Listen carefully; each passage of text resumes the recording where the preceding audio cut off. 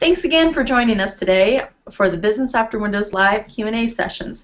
Just remember, during this session, you can submit your questions on Twitter by tweeting at BizAfterWindows with the hashtag #TheNewCloud.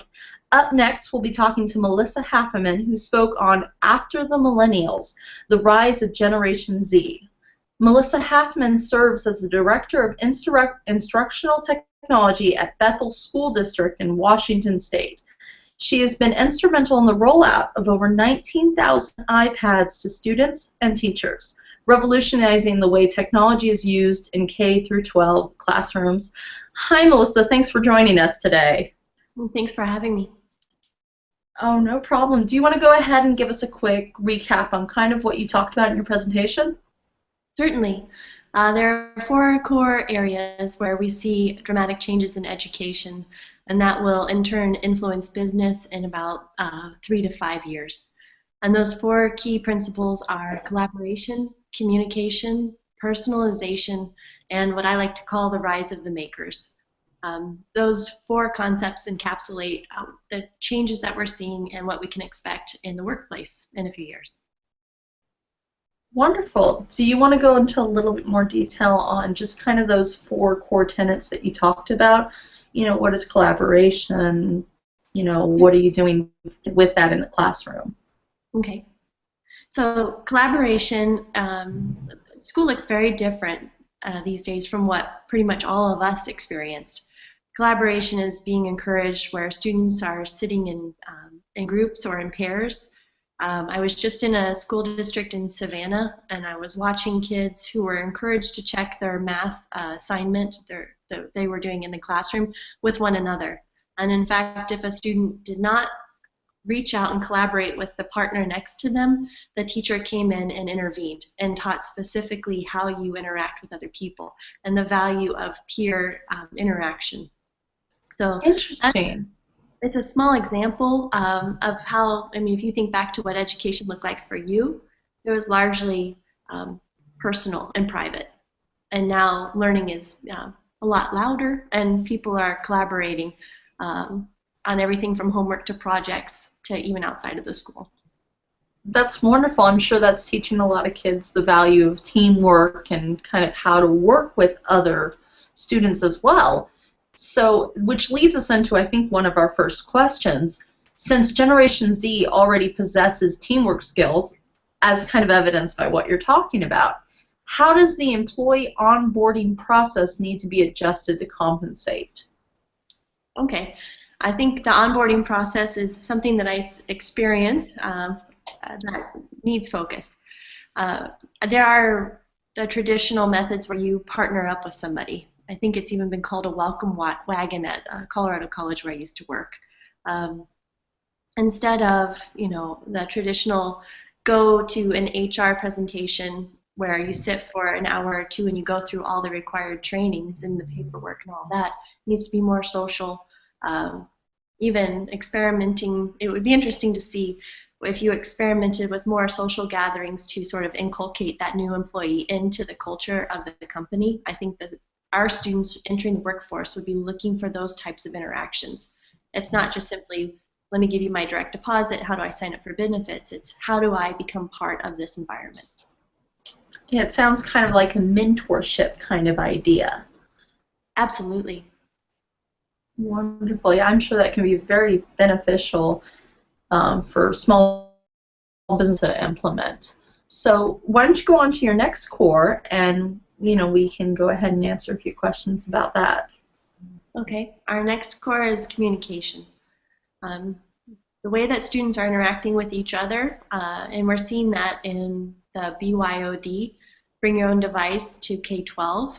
That's currently something that we're on the fence about. Do we, with all these one-to-ones, do we standardize on a device? So you could think, you know, for businesses, do you standardize on a device that you give employees?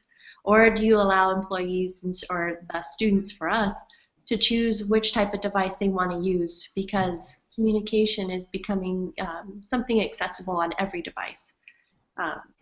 We're seeing that today's students don't rely on their email. They don't even remember their password. It's something that we encounter daily where they're asking their teacher to reset their password. because they want to rely on text and quick communication. It's, I think, a dramatic shift that will impact the workforce greatly, because I know for my working life, email is still something that is the cornerstone of communication. Yeah, absolutely. I know in one of our earlier sessions today, the presenter talked about how texting was kind of the killer app for this new generation.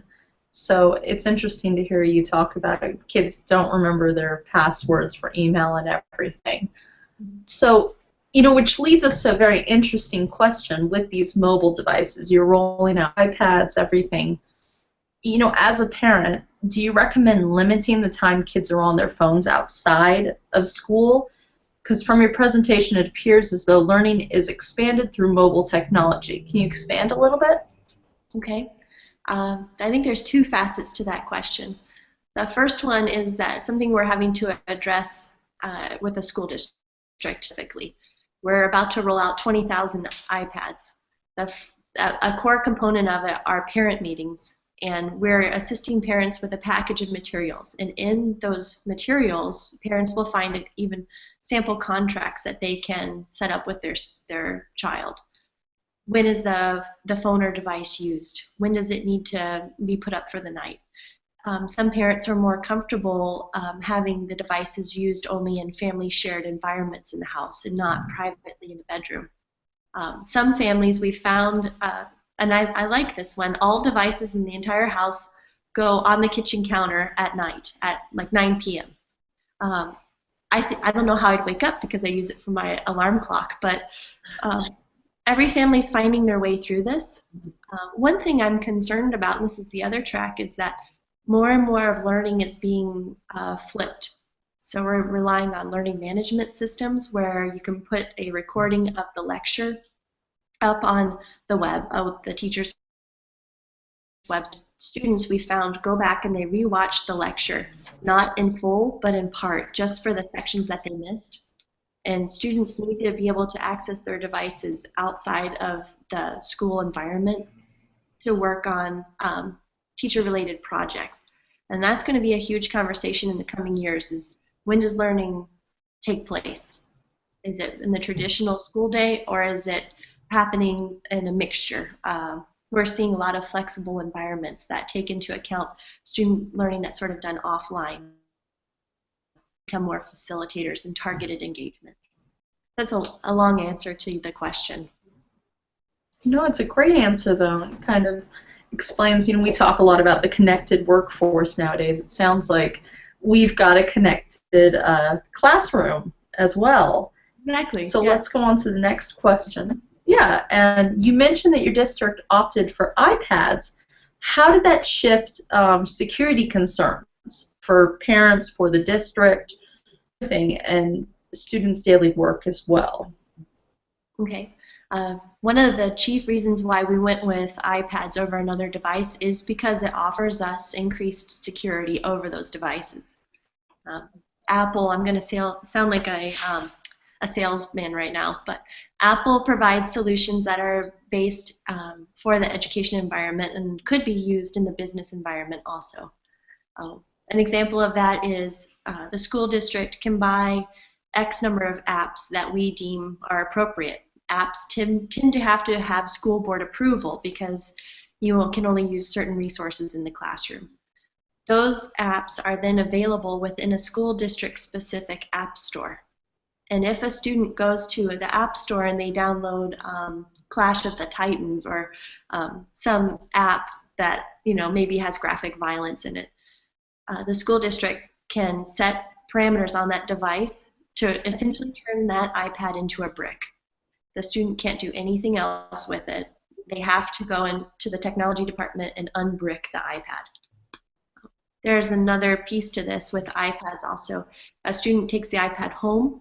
A parent might be concerned about students getting onto an inappropriate site. We can force the iPad to always go to the internet through the school district filter.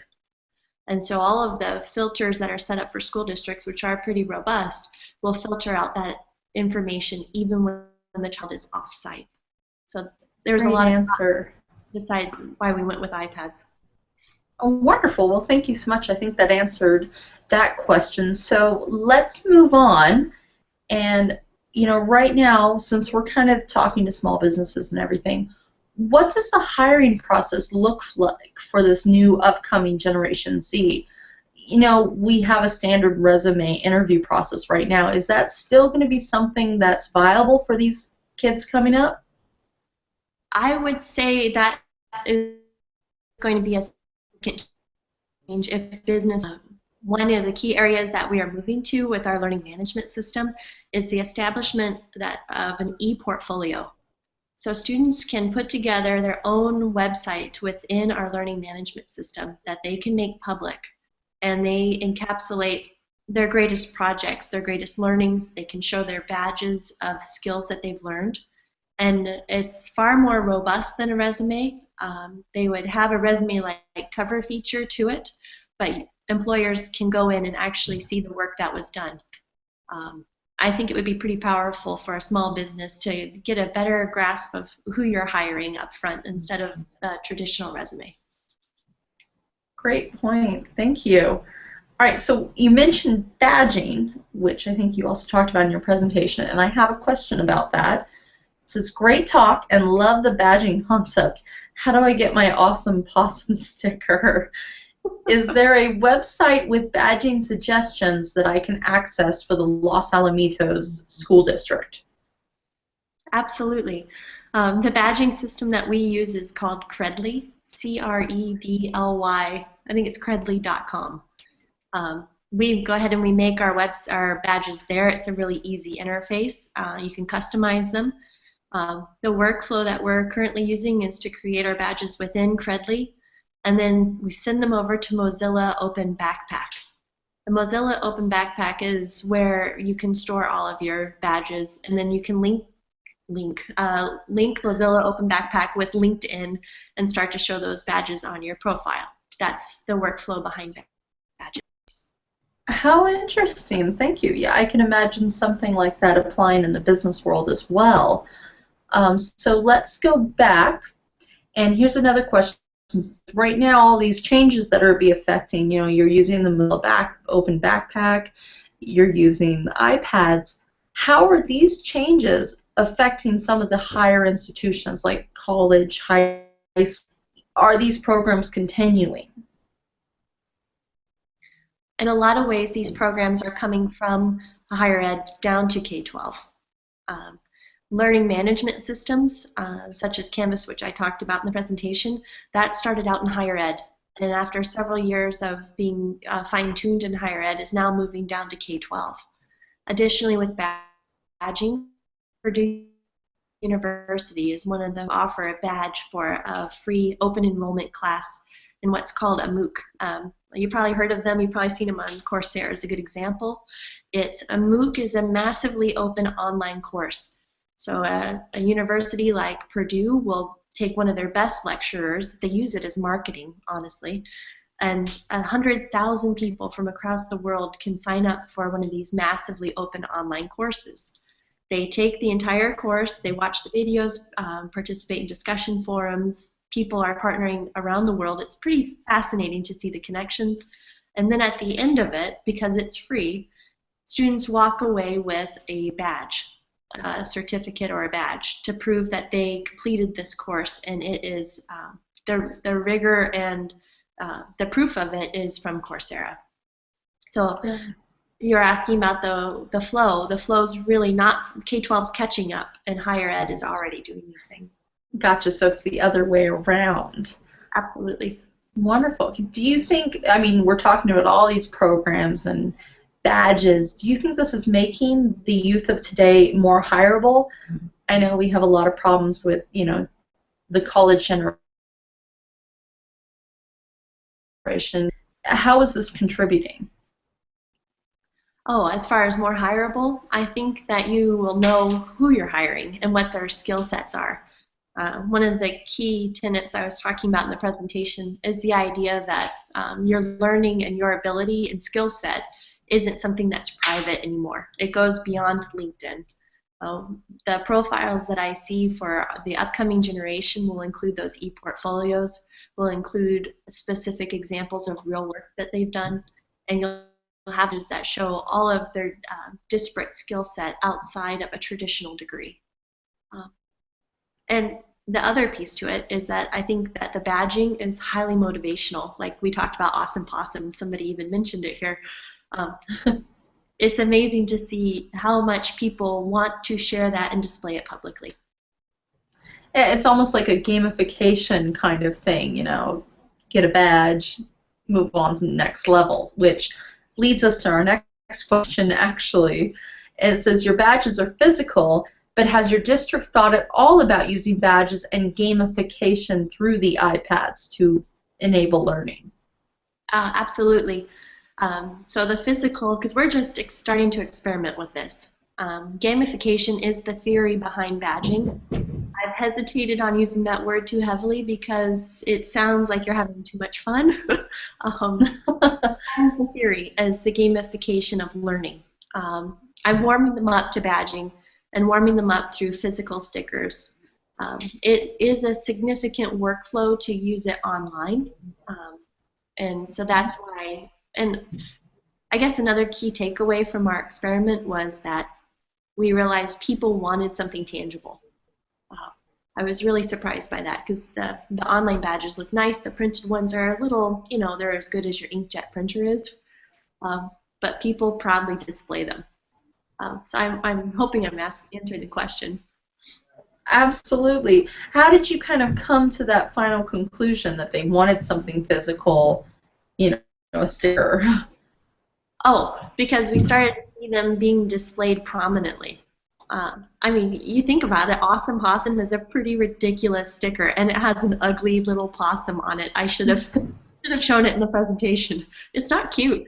And it's really, we bought the stickers at Office Max or something like that and printed them out.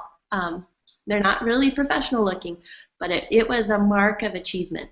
And, I saw them in the meeting, stick them to their laptop, into their coffee cup, and then a full month later, I see that they bring those back and the stickers are still there. And it's surprising. I need to do a little more studying on this. It sounds kind of like the gold stars they used to give us years and years ago, good job, etc. So let's move on to our next question, which it says, have you experienced any sort of pushback from parents or from the community about the introductions of iPads to the students? And on top of that, have you seen any benefits in the small business community from it? Are they supporting it?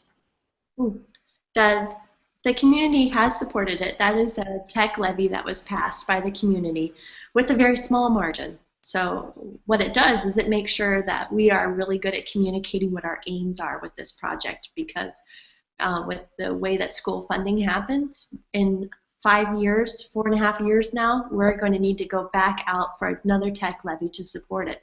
Otherwise, this iPad integration dies when those devices hit 4 to 5 years old. So it is imperative upon us to continue this program to partner with small businesses. One of the ways that we're doing it is we're forming an innovation group within the district, and that's where we cull together the most innovative minds, those who are open, highly collaborative, those who embody those 4 key tenets that we talked about, and we're partnering them with small businesses in the community to begin the discussion so that we know that we have a crosswalk between K-12 and when those students leave, and that small business has been in the conversation all along. Fascinating. Which leads us to our next question. Have any of those businesses been invited to kind of learn about your program and also to witness some of the collaboration that's going on with the students? I mean, I would think all small businesses should know about collaboration, but is there something the students can teach them besides that? Oh, honestly, we're at the point of the initial rollout, so that partnership where we talked about it in collaboration, where we partner with a small business to solve a problem. That's something I see in a year to 2 years time. I want to bring them in, and our first big event for that is in January. Very exciting. Of our levy, yes. So that's coming up pretty soon then. What are you doing to sort of prepare for that? Oh, so that is the innovation group. And this was an interesting idea that you had to sell the superintendent and others, because normally you don't think about K-12 partnering with local businesses in such in a way where you're using them almost as a think tank. What do you need, and that's not currently being fulfilled by your employees? What are we doing in K-12, and how does that work to meet both of our ends? And then how do we in small business partner with K-12 to give students real life learning opportunities that are deeply meaningful because they are real solutions to real problems out there. It's incredibly powerful when students get to do that kind of work. Yeah, I can imagine it's powerful for the small businesses too to have their voice heard about what kind of needs they have as well as far as future employees go. So in that case, so we're seeing this generation come up. What kind of future do you see for these programs in the schools? Oh, well, as soon as those kids are old enough to vote, I think that we won't have such small margins for these levies to pass. It's still, one-to-one environments are still few and far enough between that it's still an emerging trend, I think, nationwide. The state of Maine is the only state that has gone fully, and it's been supported by the State Department of Education, fully one-to-one across every school in the state. I can't wait to take a look at it. Wonderful. Well, thank you for that answer. I think we have another question here. It says, great insight. Thanks, Melissa. I have 2 teenage girls, and worst subject in school for them is English. I wonder why. How is the clash of social technology trends in education being addressed in your district? From what I can see, texting, Snapchat, and Instagram will dramatically impact education in the future workforce. What do you think about that? Okay, so I think the question is really about, could you focus that again?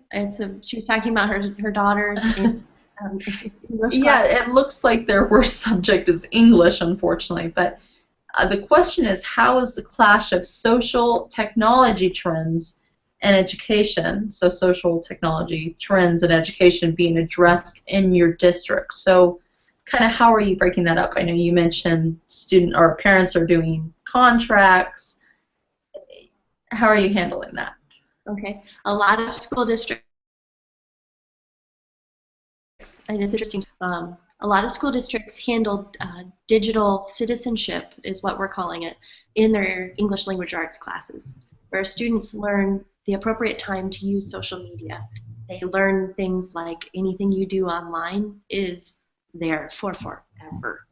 And so this could impact you. Something that you think is funny or cute at 13 will impact you when you go out for a job when you're 18.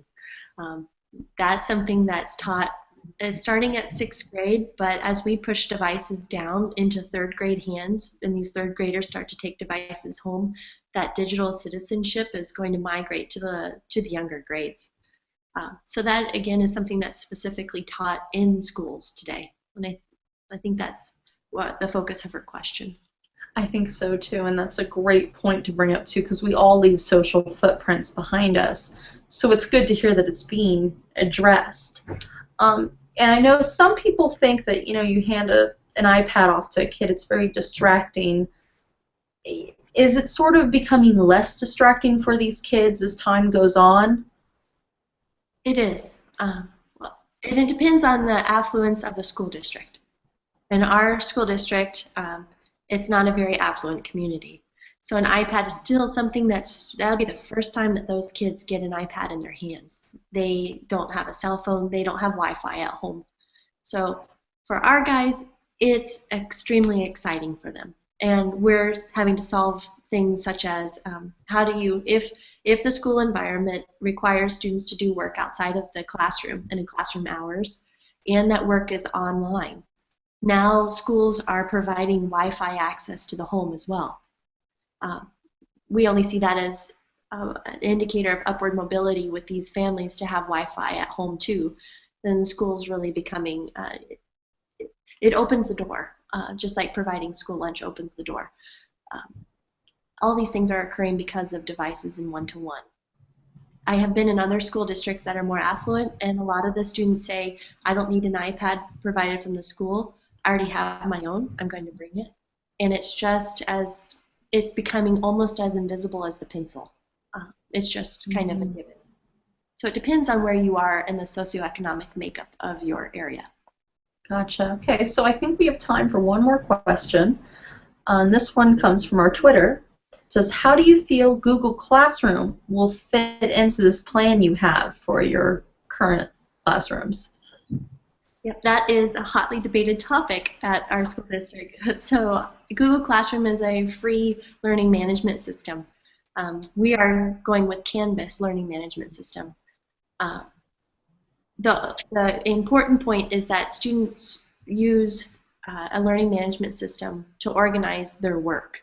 I'm not married to one over the other. We are going with the product where education uses that product. And so we want it to be one less barrier that our students, so they don't have to learn a new system when they're going to college. I would really encourage small businesses to look at incorporating a learning management system, even Google Sites, to organize and to create online collaboration spaces for their employees. All right, wonderful. I think that answers all of our questions we have today. Do you have anything else you want to sort of leave for our audience today? Oh, didn't receive any questions about makers. I would encourage you to, I find it fascinating, so I'm going to give a shameless plug. Especially in small, please. Especially in small business, I think the 3D printer and be able to prototype ideas. Maybe you make headphones, you can prototype it. You can get ideas in people's hands at an incredibly cheap and efficient rate. And really, our students are going to be coming out of education knowing how to do this. So you're going to be employing people who have that ability. But most of all, I thank you for the questions and the dialogue. I've really enjoyed it. Of course, no problem, Melissa. We've enjoyed having you. So thank you again for joining us today for Business After Windows. If you'd like to watch any of the other sessions, they are available on our website. And you can still tweet at us at BizAfterWindows. Please use the hashtag #TheNewCloud. Have a nice day, and thank you again.